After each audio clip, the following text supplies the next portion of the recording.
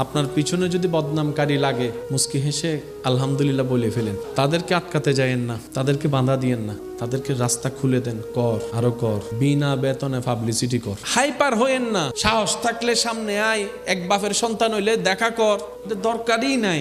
আল্লাহ আপনাকে বিনা যুদ্ধে জয় করতে চাচ্ছেন, আপনি কেন যুদ্ধ করে খামাকা শরীরে শক্তি নষ্ট করবেন? দরকার কি? ছেড়ে দেন না তাকে আপন হালতে। সে বদনাম করবে, আপনার গুনাহ নিবে। সে বদনাম করবে, নিজের সওয়াব আপনাকে দিবে। সে বদনাম করবে, আপনার প্রচার করবে। সে বদনাম করবে, আপনার নামটা যে জানে না তাকেও শোনাই দিবে। তো সে যখন বিনা বেতনে এমন কাজ করতে চাচ্ছে স্বইচ্ছায়, আবার অন্যদিকে ওয়াইলুল্লি কুল্লি হুমাজাতিল লুমাজা তার উপর অর্পিত হবে, আপনার টেনশন কি? আপনার কাজ হচ্ছে রবের উপর ভরসা করে ধৈর্য ধরে বসে থাকা, আর কোনো কাজ নাই। করতে দেন দুশমনকে দুশমনের কাজ, করতে দেন আপনার চাচা জেঠাকে সম্পদ খাওয়ার কাজ, করতে দেন একদিন